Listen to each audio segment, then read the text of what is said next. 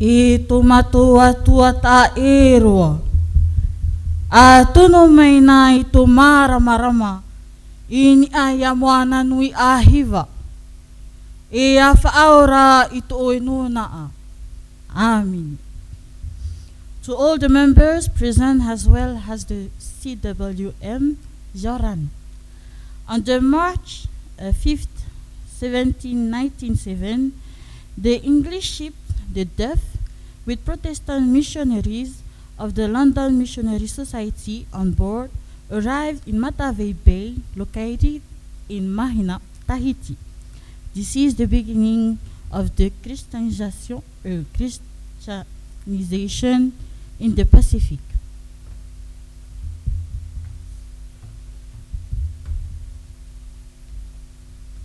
The arrival and spread of Christianity in Samoa was one of the most peaceful and successful receptions. 24th August 1830, John Williams of the LMS arrived at a small island called Sapali'i, which is located in Savaii. And it is a blessing, and I think it is God's timing that we are present with the minister that is currently serving at this small island in Sapali'i. He is also the vice chairman of the Samoan Congregational Church and goes by the name of Rev. Esera Awatama Esera, which he is at the back. He is present with us today. As mentioned too yesterday by Rev, the LMS was not the first to introduce Christianity to Samoans. The setting up of the first printing press in Samoa, 1839, only the second in the Pacific region, was a mark of missionary zeal to bring the people to understand the gospel through the written word. By 1855, the whole Bible was translated into Samoan. The missionaries also introduced a monthly journal. The Theological College was established Ma'alua in 1844 with the main objective to teach and educate local students. To each village of Samoa would eventually have a theological educated pastor as a spiritual leader. By the end of the 19th century, a pattern of ministry had emerged. It was molded in the Samoan village organization and aimed at previously as much as possible the value systems of the Samoan way of life. The church community functions in the same way as the village, where 5 main groups: Matai, which is called titled men, spouses of Matais, untitled men, unmarried women, and children, each have their own individual and corporate roles as responsibilities for the maintenance of order and welfare. The village congregation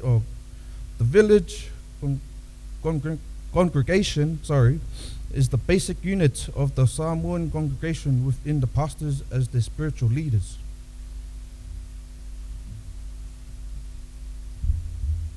The LMS arrived in Tutuila, also known as American Samoa, in 1832.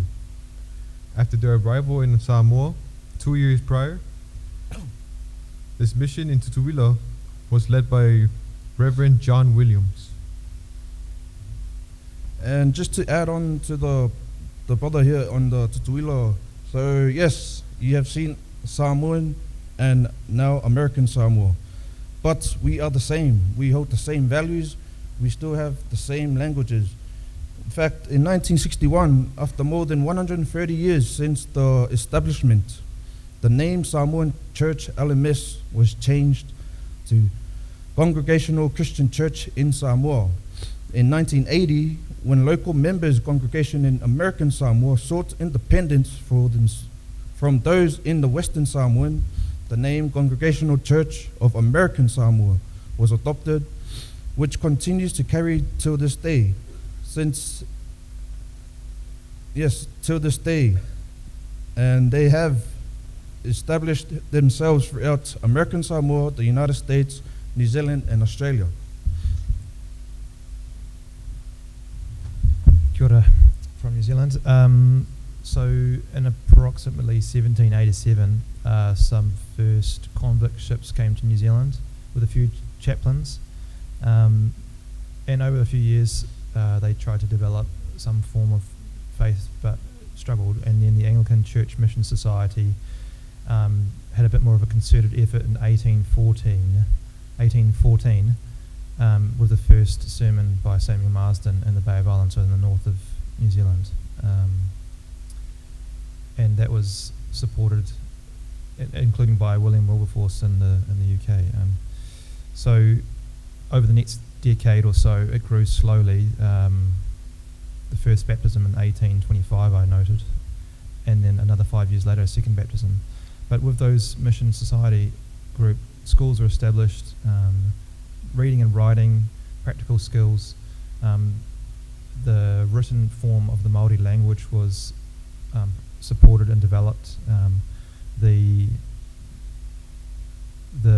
Māori Bible was written relatively early on, and they couldn't produce enough of them. Like, it just spread like wildfire after. It took a while to get going, but once it really got going, the faith in New Zealand really took hold, because I think the Māori people of the land at that time already intuitively knew about the Spirit, but it just helped clarify it through the name of Jesus. So the power of the gospel really just took over.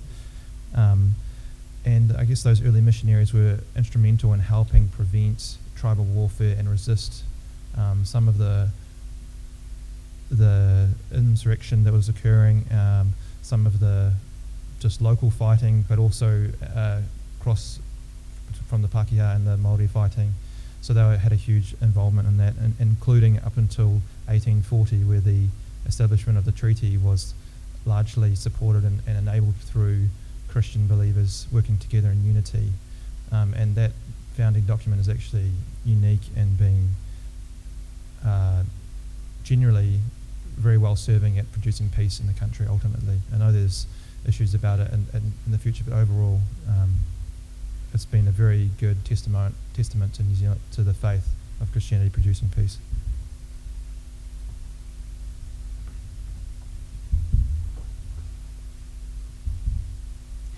Reverend Hiram Bingham and members of the American Board of Commissioners, Foreign Mission or APCFM, arrived in Kiribati in 1857.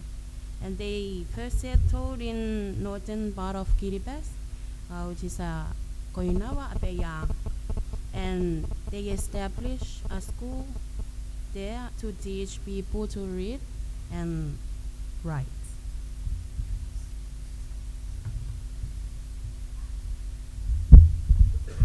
Christianity first came to Tuvalu in 1861 when Elekana, a deacon of the Congregational Church in Manihiki, Cook Islands, became caught in a storm and drifted for 8 weeks before landing at Nuku'dalai.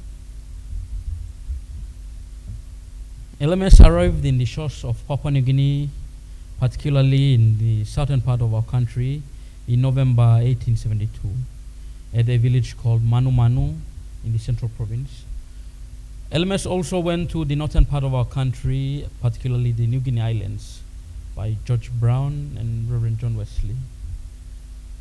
The good news was brought by the missionaries from the South Pacific, namely Ruatoka, Rau, Andere, Adamu, and Piri. Ever since, Papua New Guinea took it and localized the church, and it was renamed to Papua Ecclesia. Came to 1968 when Papua Ecclesia decided to merge with the Methodists of what came to be the United Church of Papua New Guinea and Solomon Islands. Despite having two countries, independent countries, we used to operate as a one church under the umbrella of United Church in Papua New Guinea and Solomon Islands, up until 1996, when the two churches decided to separate and became independent churches, just like the countries, United Church in Papua New Guinea and United Church in Solomon Islands.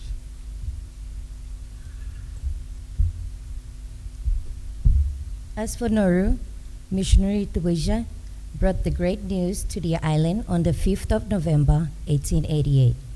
He came to Nauru by a ship called the Morning Star.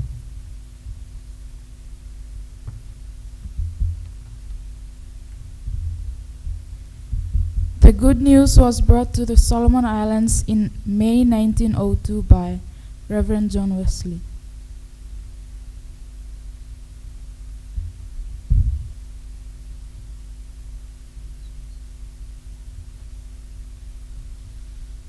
There are many issues across the Pacific region, but we would like to highlight the following: climate change, nuclear testing, deep sea mining, and mental health by the following youths.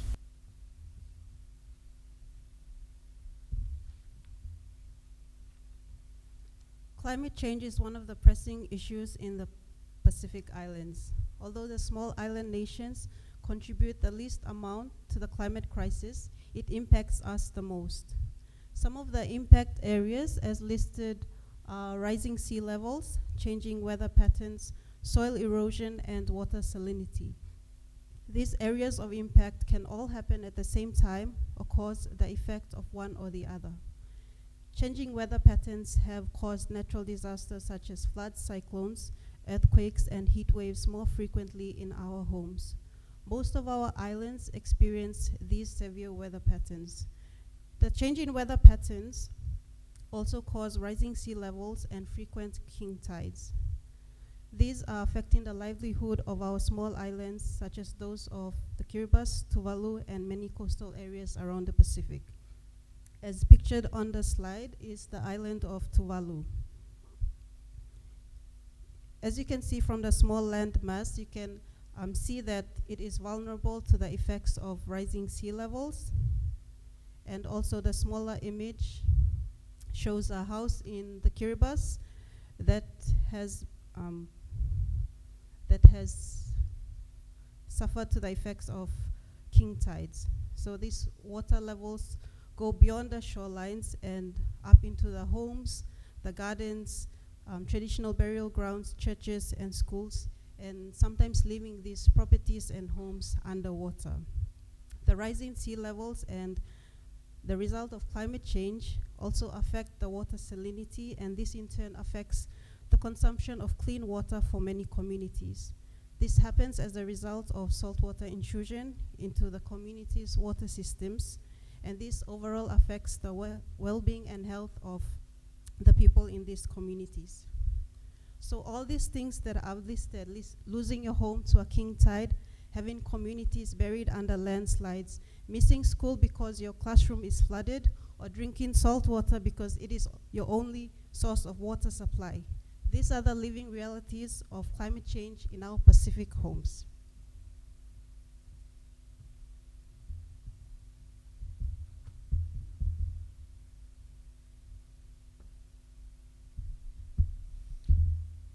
I would like to invite you all to see those pictures. Sometimes you will see those colorful pictures, but the reality is far from colorful. So nuclear testing in the Pacific was a relatively well-known injustice, or so most of us thought. 315 nuclear bombs tested in 40 years in Kiribati, Marshall Island, and Ma'ohinui.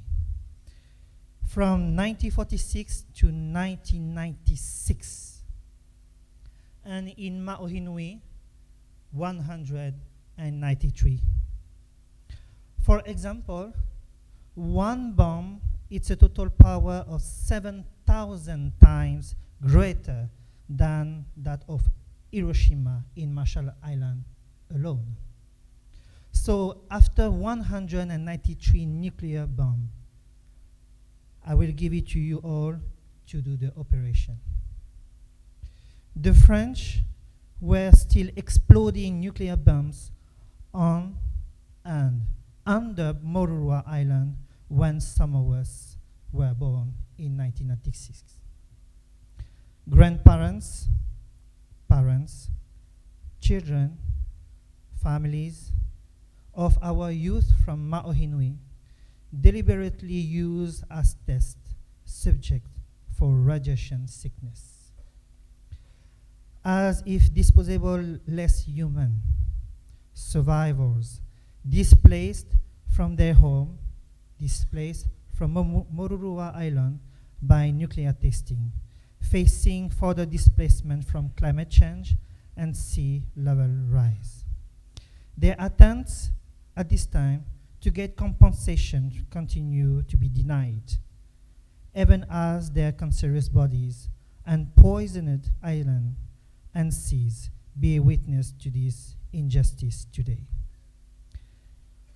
In Ma'ohinui, after 193 nuclear testing, can we continue to pronounce the word testing?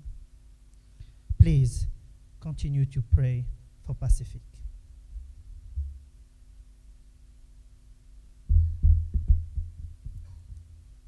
In the Pacific, our people are connected to land and ocean, for our people rely on the abundance of food, shelter, and other resources they both offer to support our people's way of life. From land mining to now, deep sea mining. Deep sea mining has made its way to the Pacific, and so far, all we hear are the benefits. No one really discusses the uncertainties and known impacts. Although various research, consultation, and awareness have been conducted, the reality remains that even the research itself demonstrates some level of uncertainty and unknown from mining the seabed. Think about it. There is a reason why some creatures live at a depth of the ocean, and no scientist can ever be an expert of the unknown. Let me ask you, will seabed mining affect lives on land? Will it affect lives underwater? Will it affect health? Will it disrupt the perfect cycle of God's creation? Will it threaten food security? Will it destroy our sustenance? There are some of the crucial questions and conversations to be had, because the threats of man-made disasters are not something new to us.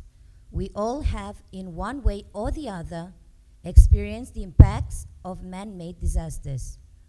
Let us reflect some more and really consider how we can play a vital role in safeguarding our community and our people from exploitations by corporations, industries, and governments who only wish to gain profits at the cost of our way of life and the very existence of our people and future generations.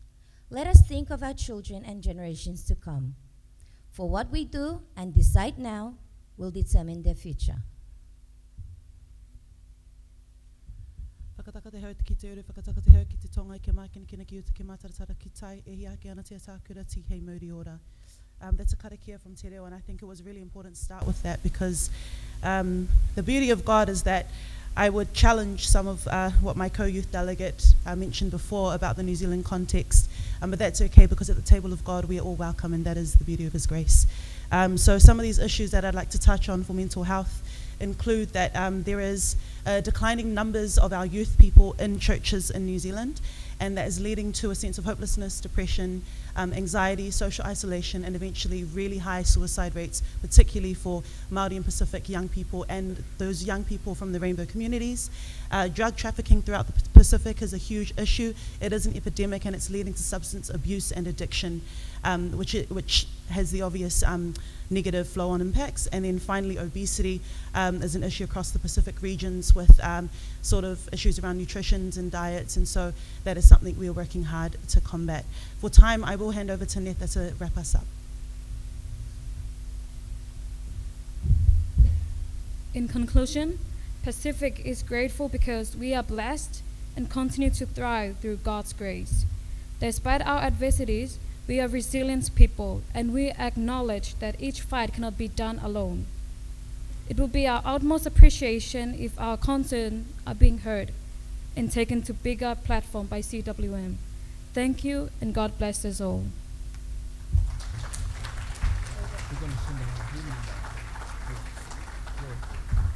We will close up with a Pacifica hymn, and then we will proceed to our last part of the presentation.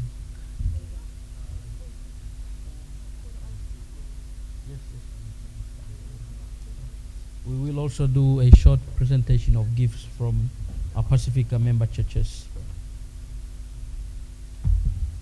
Can we have all the Pacific delegates up here, please, with your gifts as well? Come with your gifts.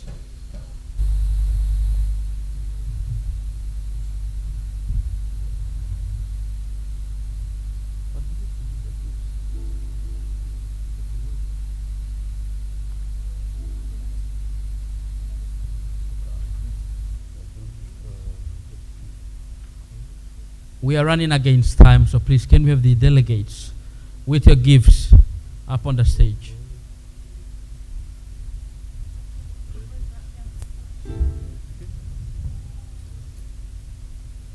It's up here. Can you move? Can you move like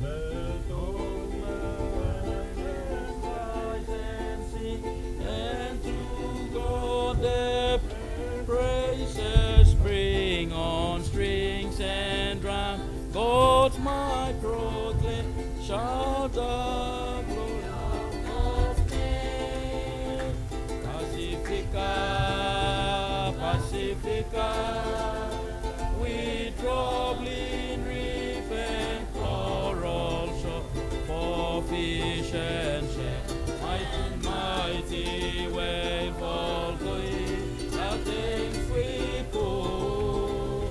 And when we see the stars in the many worlds which cross the sky, the sun and moon, which gives us light with our hearts to God on high.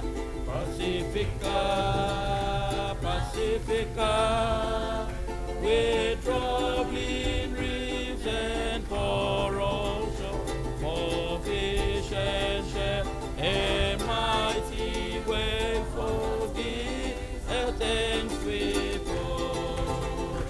And God the Father, God the Son, and God the Spirit, praising the mirror of Christ upon us through the gift forevermore.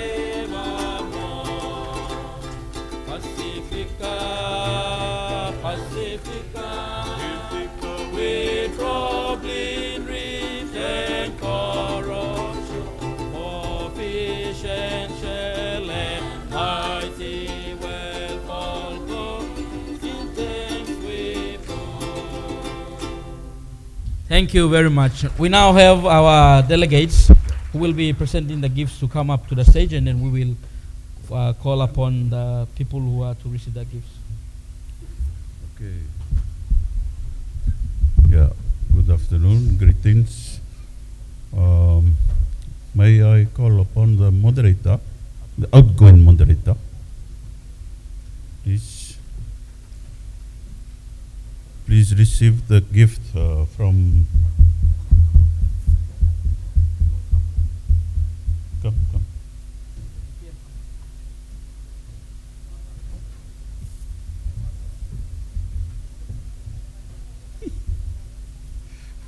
Go in the middle.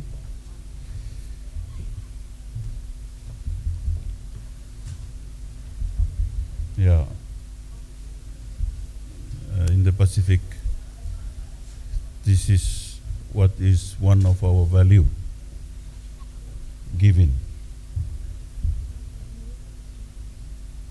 and gifting those who has worked hard for the organization. Leave it. Please, moderator, receive from the Pacific our token for appreciation for your service in leading the. Is there any other for the moderator? Please.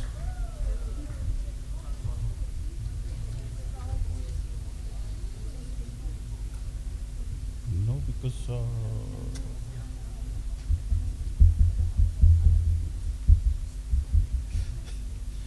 there are many others. Moderator. Oh, all for you. Yeah. Yeah.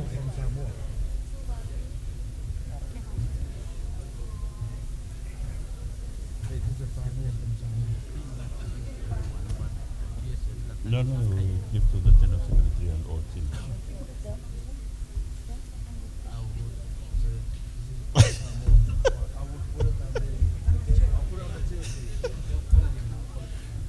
I call upon the General Secretary, please come. Come. You will be the last to receive the gift from the peace.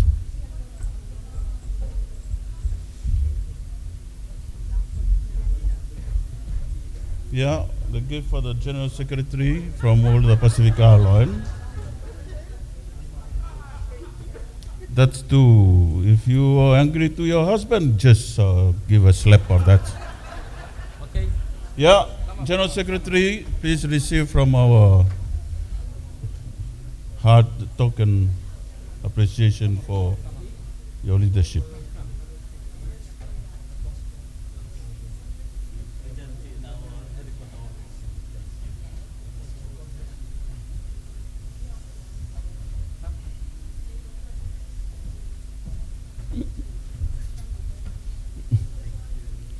Yeah, there are so many.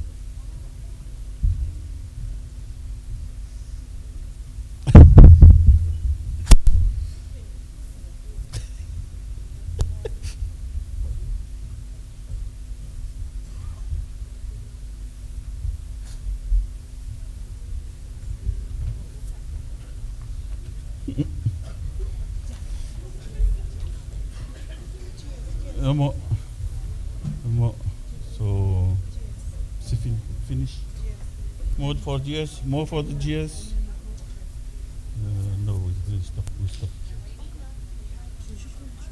We stop.